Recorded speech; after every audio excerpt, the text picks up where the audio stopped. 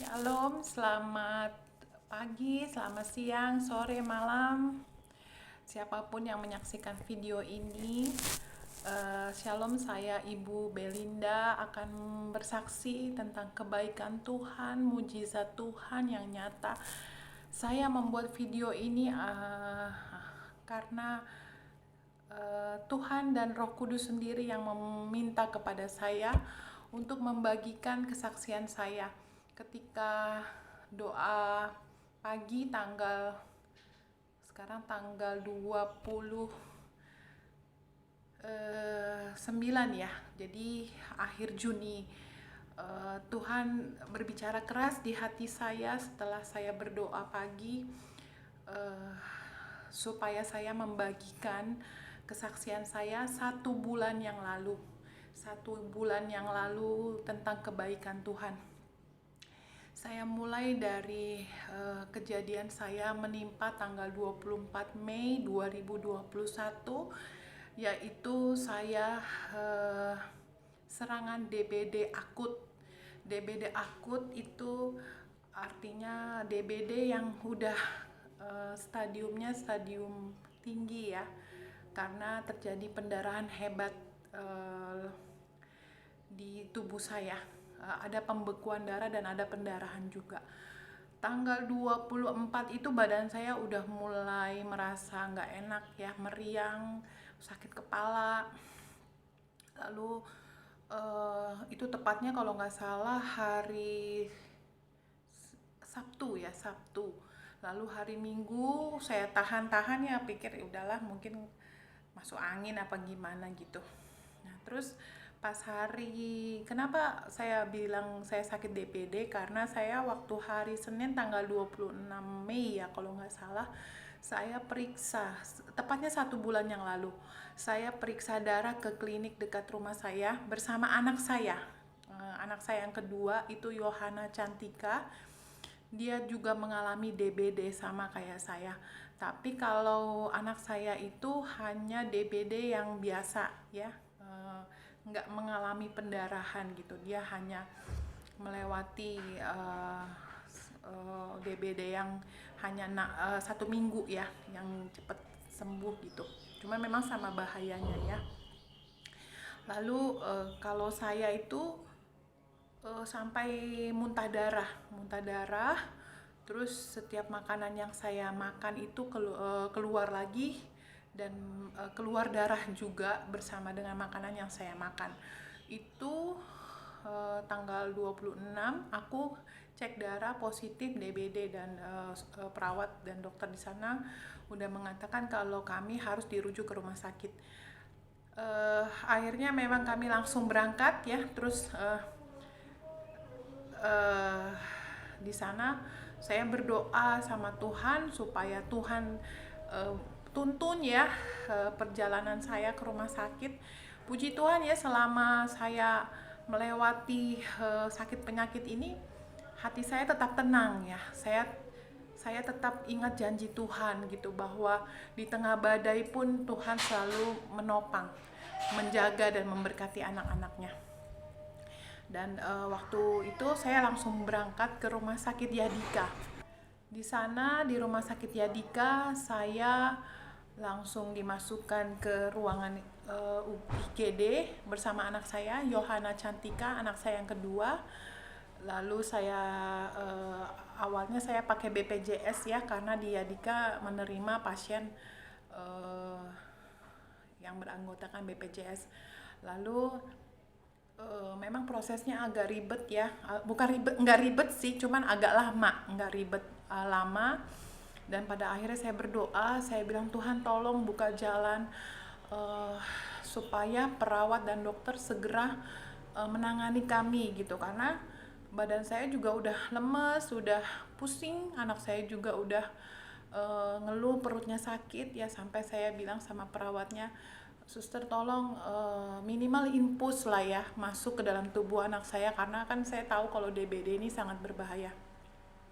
Singkat cerita, ada proses sekian 3 jam baru kita dibawa ke ruangan perawat. Di situ kita dirawat inap, langsung dikasih semua cepat, infus semua, puji Tuhan. Terus akhirnya kalau anak saya nggak terlalu penanganannya nggak terlalu serius gitu ya, karena dia hanya membutuhkan infus dan masukan vitamin dan sebagainya. Tapi karena saya mengalami pendarahan hebat, saya muntah darah, akhirnya dokter di Yadika memasukkan selang ke lubang hidung saya yang sebelah kanan, dimasukkan itu selang, dibilang kalau di dalam tubuh saya udah keluar darah gitu. Jadi harus dimasukkan selang untuk supaya darah itu jangan sampai naik penuh nanti masuk ke paru-paru gitu. Oke. Saya berdoa dalam nama Yesus, itu selang masuk ke hidung supaya selang itu masuk ke dalam saluran pencernaan saya, karena pendarahan yang maksudnya sumber dari pendarahan itu adalah di lambung saya. Jadi dimasukkanlah itu selang ya di sebelah kanan masuk. Katanya saya harus pelan-pelan menelan seperti menelan makanan. Puji Tuhan, dituntun sama dokter masuk dan saya rasakan selang itu masuk ke dalam lambung saya, dan itu sakit. Itu sakit banget. Lalu saya bilang, Tuhan Yesus tolong saya gitu, karena ini pengalaman saya pertama kali gitu.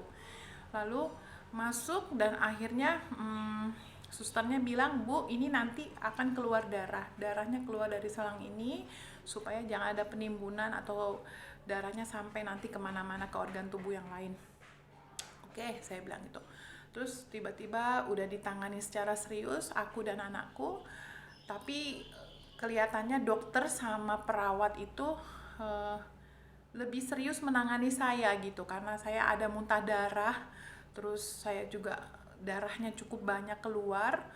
Dan satu ketika datanglah dokter spesialis penyakit dalam, namanya dokter Tunggul ya, orang Batak. Dia bilang bahwa penyakit saya ini bukan DBD biasa, DBD yang penanganannya harus serius. Sementara di rumah sakit Yadika itu alat-alatnya semua terbatas. Tapi kalau Boruku, si Cantika bisa dirawat di situ karena penanganannya masih bisa ditangani oleh rumah sakit Yadika. Di situ saya mengalami pergumulan ya, karena saya harus mencari rumah sakit gitu, rumah sakit yang benar-benar harus menangani saya secara serius gitu. Karena penyakit saya ini DBD yang sindrom, jadi udah ada pembekuan darah dari virus DBD itu. Lalu setelah saya diskusi bersama suami, dan juga suami juga udah sibuk telepon sana kemari, akhirnya saya mengingat teman gereja saya, Ibu Esti Manurung.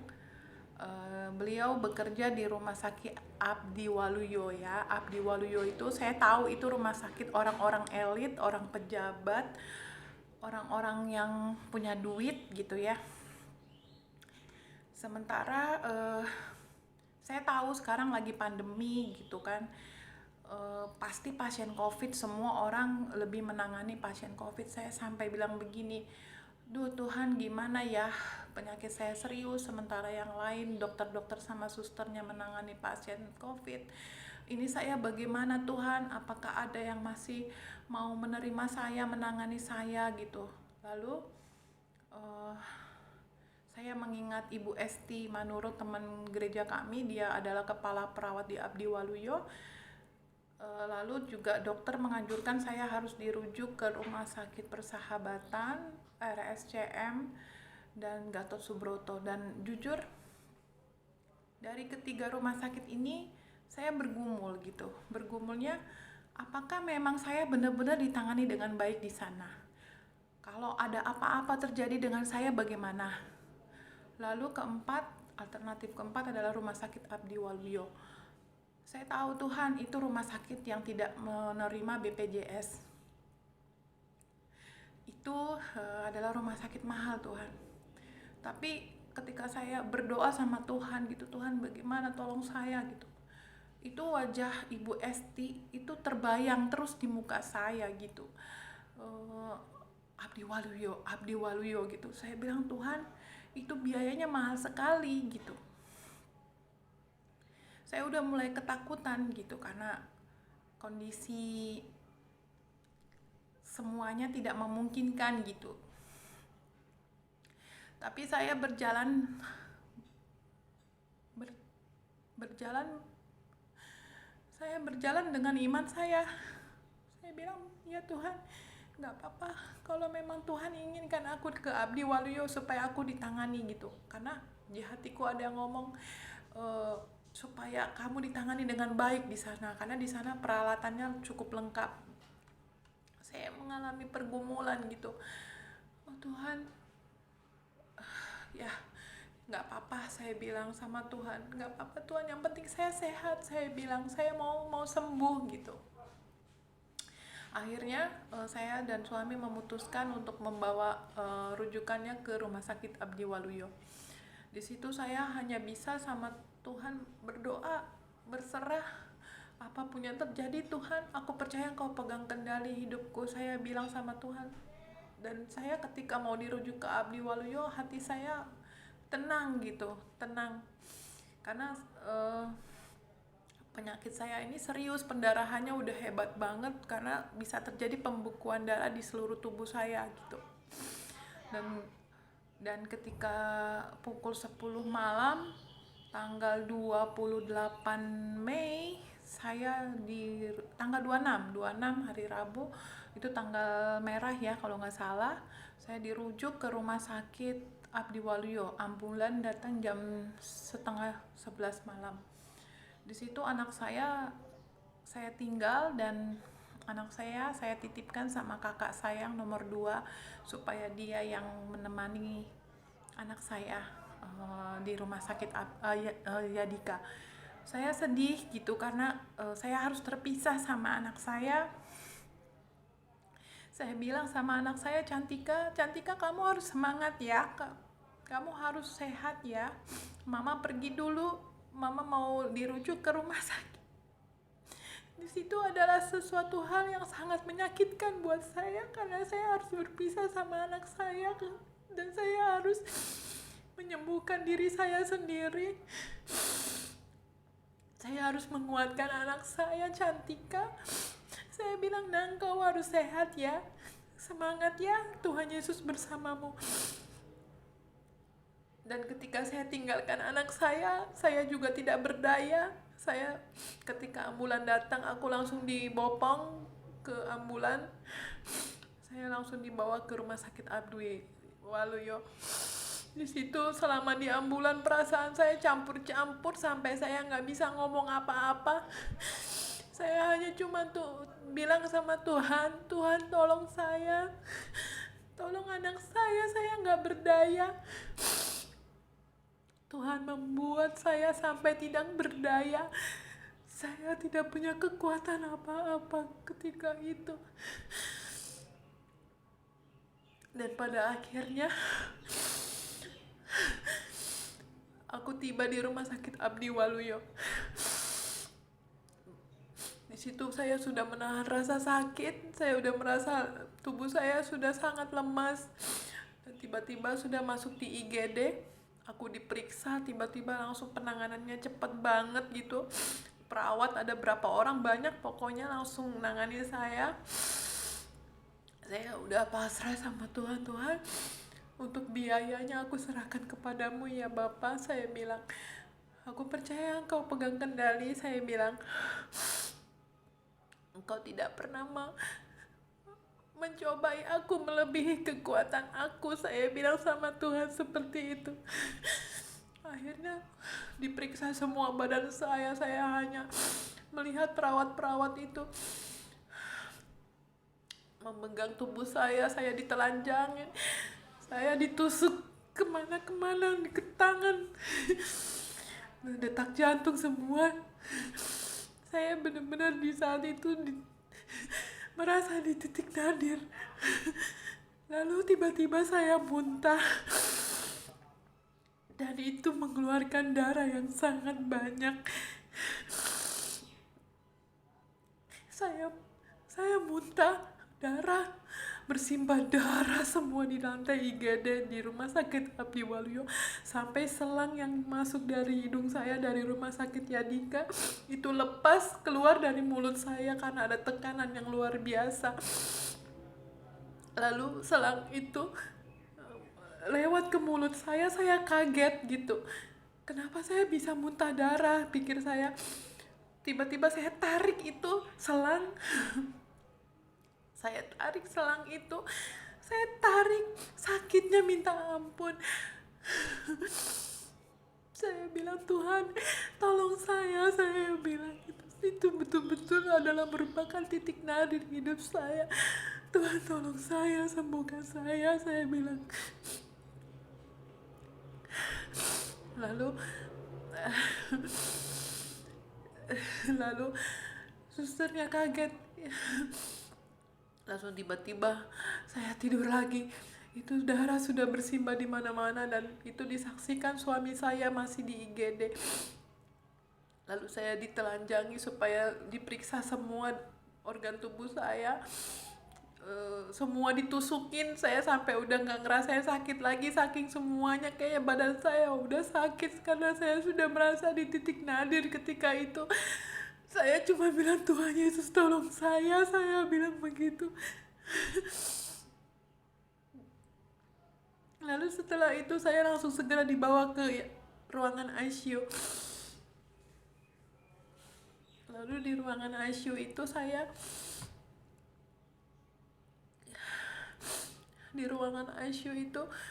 saya langsung juga ditangani suster-suster yang sangat cepat, gerakannya cepat sekali. Semua dipasang alat-alat medis, semua saya dipasang oksigen, dipasang infus, dipasang keteter, semua ditusuk-tusukin badan saya sampai udah gak ada rasa sakit lagi. Saya cuma bilang, Tuhan tolong saya bilang gitu. Saya cuma hanya terkulai, lemes, saya gak punya daya apa-apa. Dan hari berganti hari terus saya melewati semua sakit penyakit itu dengan pergumulan, dibantu dengan teman-teman rohani semua di GBI, baik itu dari gereja, kakak-kakakku, semua keluarga besar mendoakan saya. Saya tahu mereka mengasihi saya. Saya bersyukur dikelilingi orang-orang yang sangat peduli, yang sangat mencintai saya, mendoakan saya setiap hari, siang dan malam. Sampai saya nggak sadar ada orang-orang yang nelfon suami saya untuk mendoakan saya. Bahkan teman-teman sekolah saya, teman Facebook, semua mendoakan saya, termasuk gereja GBI, Bu Nancy, Pak Moses, semua. Aku bersyukur dikelilingi orang-orang yang begitu mengasihi Tuhan. Dan juga suami saya juga yang pastinya, dan anak-anak saya. Dan hari berganti hari, kesehatan saya sempat menurun, drop banget karena trombosit semakin turun. Denyut nadi juga udah mulai turun, semua turun, sampai kalau dokter datang tuh dia geleng-geleng kepala. Selalu yang aku dengar, kuat ya bu. Suster juga selalu bilang begitu, yang kuat bu ya, yang semangat ya bu, semangat ibu gitu. Iya suster, iya dokter. Yang membuat aku agak kaget itu ketika dokter sempat geleng-geleng kepala gitu. Saya juga bingung, ada apa dengan saya gitu. Dan satu ketika saya waktu hari keberapa saya sampai melewati hari tuh kayaknya cepet banget gitu. Karena mungkin dalam keberadaan saya yang tidur terus saya sempat dibius gitu, karena pembuluh darah saya semua udah kebas gitu. Jadi infus diambil dari leher saya ini, jadi ada bekasnya ya tuh. Jadi di sini dirobek sedikit supaya obat udah nggak bisa lagi masuk ke ini saya, ke nadi sini tangan, semua udah kebas, udah udah ini karena udah 1 bulan ya, jadi udah hilang. Kemarin itu semua memar sampai suster bilang, permisi ya Bu, ambil darah. Setiap perawat datang, Bu permisi ambil darah. Udah ambil aja saya bilang, ambil darah ayah, ambil. Sampai di sini juga darah saya keluar banyak ya, yang keluar sampai darah banyak di selang itu bisa sampai, kalau dihitung ada 5 liter sampai 7 liter itu darah keluar lewat selang. Karena saya perhatikan kantongnya itu kalau udah penuh dibuang, tapi dicatat sama susternya gitu kan, sebagai riwayat ininya kan, medisnya gitu.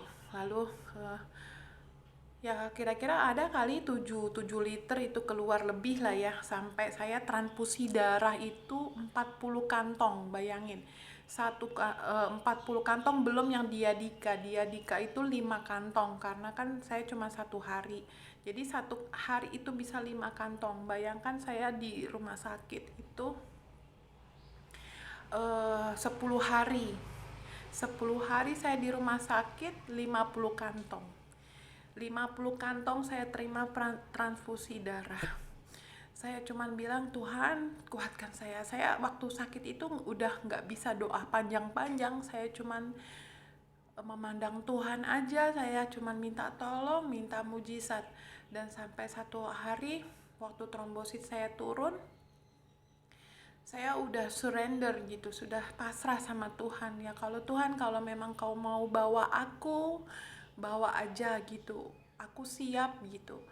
Tapi kalau misalnya waktumu belum, aku percaya kau sembuhkan aku. Saya bilang gitu, aku percaya anak-anakku di dalam pemeliharaanmu. Di situ trombosit saya sampai turun terjun bebas. Nadi saya udah lemah, HB saya rendah, semua rendah. Suami saya udah nangis terus. Saya cuma bilang, Pak, aku serahin anak-anak sama kamu. Saya bilang, saya udah sempat ngomong begitu, tapi bapaknya anak-anak bilang, kamu gak boleh begitu mama, kamu harus berjuang gitu. Saya bilang, iya, semua hidup mati saya ditentukan Tuhan, bukan tentukan saya. Enggak, pokoknya doa suami saya harus sehat karena dia nggak sanggup untuk membesarkan keempat anaknya sendirian. Lalu ya saya bilang sama suami saya, ya kamu semangat Ma, kamu semangat, sambil dia nangis gitu kan ya. Ya dan akhirnya saya semakin semangat karena berkat doa-doa semuanya. Dan pada hari ke berapa ya, 10, biasanya kan kalau DBD kan begitu ya, dia agak turun nanti terus dia trombositnya naik gitu, jadi ada masa-masa kritisnya dia. Dan waktu itu dokter spesialis untuk yang menangani darah itu juga udah bilang bahwa penyakit saya ini, kebetulan dokternya juga Nasrani ya, Kristen, dan dokternya tuh mendoakan saya bersyukur banget. Dokter Inolin namanya, Inolin Boru Panjaitan. Inolin bilang bahwa ibu harus berserah sama Tuhan, karena ini penyakit serius ya, karena katanya banyak yang penyakit seperti yang saya alami ini meninggal dunia gitu. Tapi puji Tuhan, berkat doa dari orang-orang terkasih, teman-teman gereja, keluarga semua yang mencintai saya bisa sembuh. Lalu trombosit saya makin lama makin naik, dan di situ saya sangat bersyukur sama Tuhan.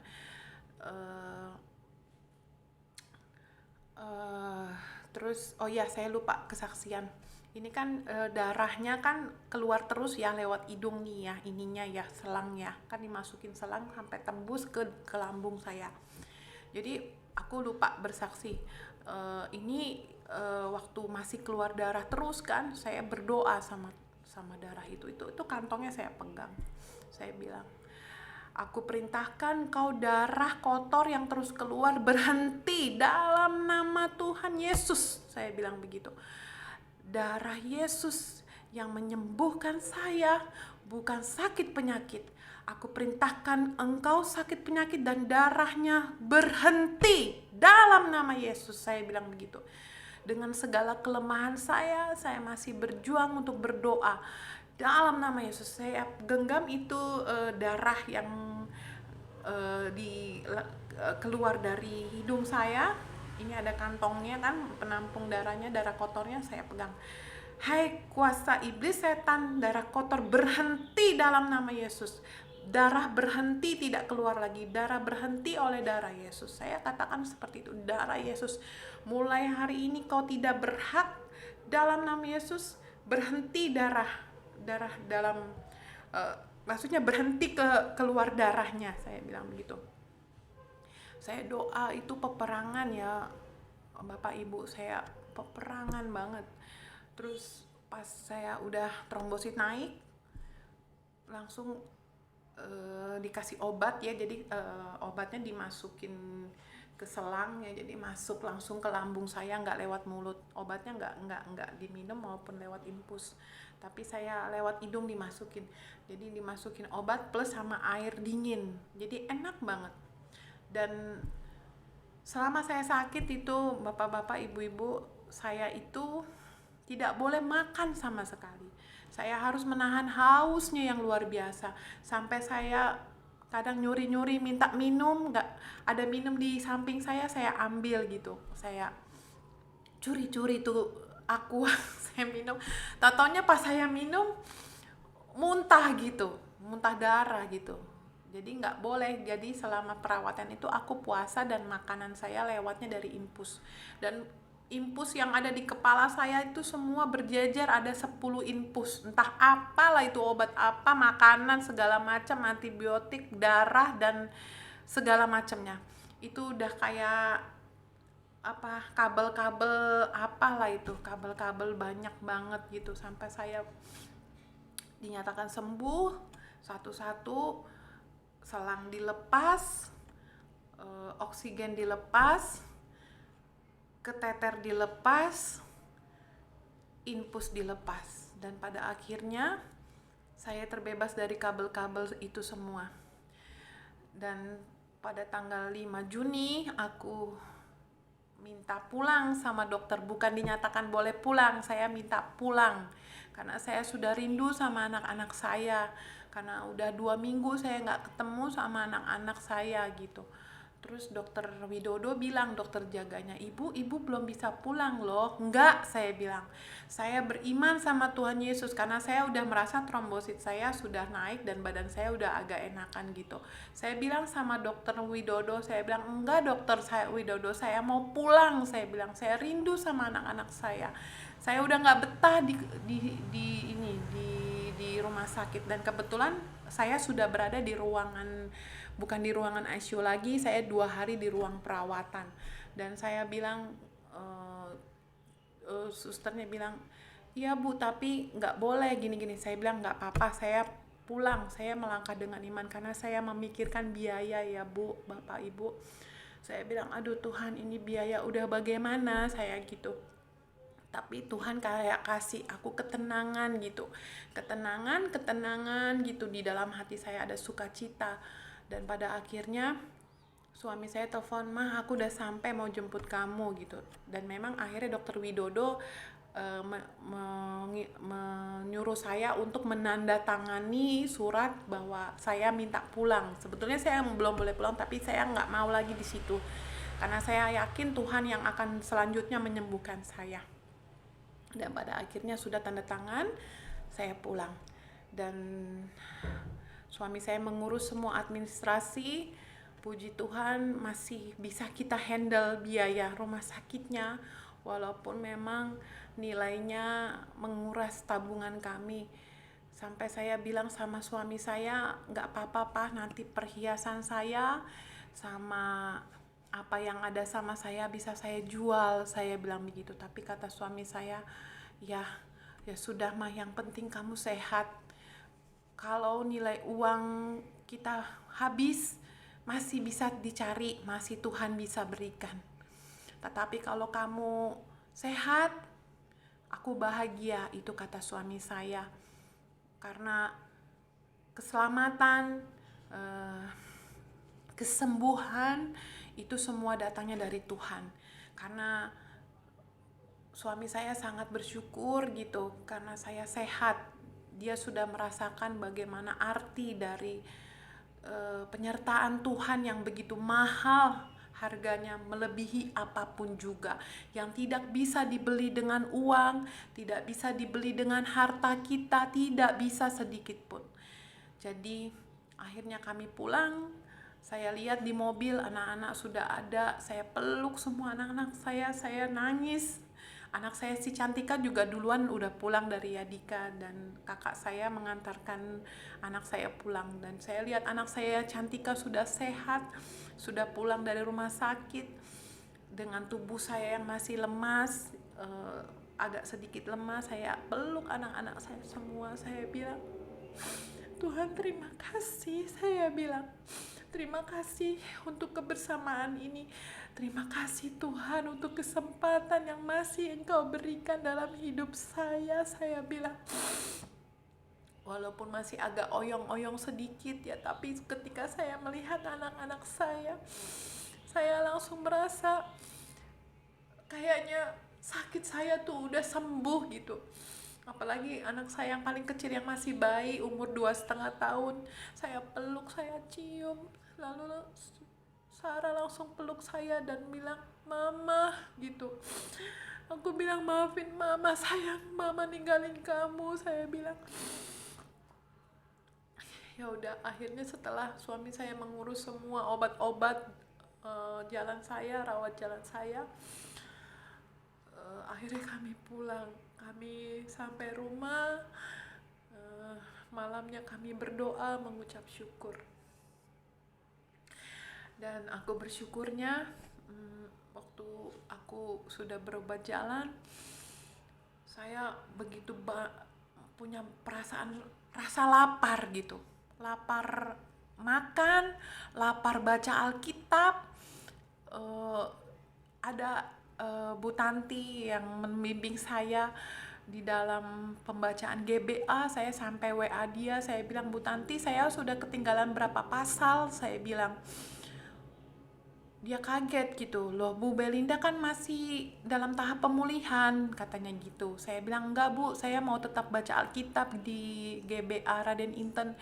Saya mau lihat list jadwal baca Alkitab saya sudah berapa, yang ketinggalan sudah berapa pasal gitu. Saya lihat di situ banyak ketinggalan ayat-ayat pasal saya. Saya bilang, enggak, pokoknya saya harus baca Alkitab karena itu adalah kekuatan saya. Waktu 1 minggu setelah saya pulang dari rumah sakit, saya baca itu Alkitab. Dari mulai kitab Yesaya, kitab Yeremia, Yehezkiel, sampai kitab habis Yehezkiel apa ya, pokoknya itu deh urutannya.